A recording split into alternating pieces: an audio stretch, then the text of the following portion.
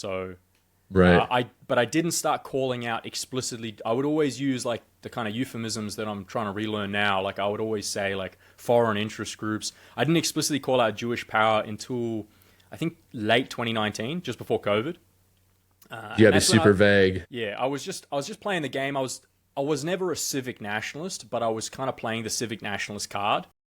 Um, and there was a number of reasons for that. I just again the political climate was very different back then. Like no one was really aware of Israeli influence. No one was really aware of like just outright white genocide. So touching on white genocide and touching on that Israeli question was really niche. And we were trying to stay on Facebook. We were trying to stay on YouTube.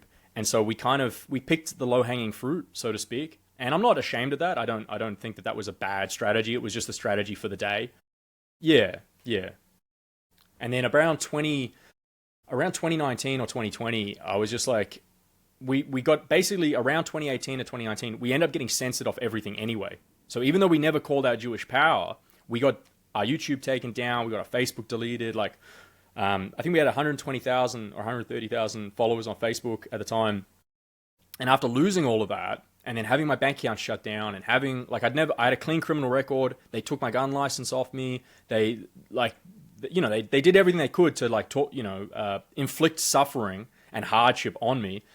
They fired me from my job. So I don't know if the government was involved in that, but I worked for a subcontract for the government, looking after disadvantaged kids, so like orphans and stuff. And it was basically just the children of drug addicts and prostitutes, unfortunately. And like they fired me from that job, and that was for me like a point where I was like, they won't even let me exist within society. They won't even let me exist. Like I wasn't even saying anything that crazy. Like what I was saying in 2018. That's the most wild part to me Yeah. about you saying all this is you can literally commit terrorism, have no repercussions really, or a slap on the wrist community service, but you can't tweet without doing severe solitary confinement jail time. Yeah, yeah. And that's when they basically took everything from me and I was like at, ground zero. That's when I was like, why am I bothering not calling out like this special foreign interest group? Like I may as well just call them out because they've already taken everything from me.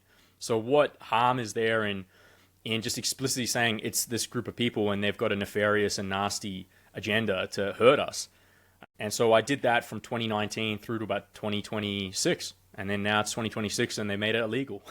So yeah, kind of back to the drawing board. So because of all that happening, do you plan to ever relocate out of Australia? No. Or is it just the national pride where you want the best for Australia and, to actually get back control? I love Australia and I have Americans. I actually had a DM just this morning. Someone saying, please come to America. We love you in America. Like I get direct messages from Europeans and Americans almost every day saying like, can you come live with us and help us build our nationalist movements over here? But I'll never leave Australia. So it doesn't matter how bad things get here. I'm going to die in Australia. So I'm going to fight for Australia. I served in the Australian Army. I'm a patriot. I'm a nationalist. And yeah, I love Australia. I think Australia is made of something beautiful. I wrote an article recently called Fortress Nationalism, or White Fortressing. And I just talked about how Australia is symbolic of being the fortress of Western civilization on Earth.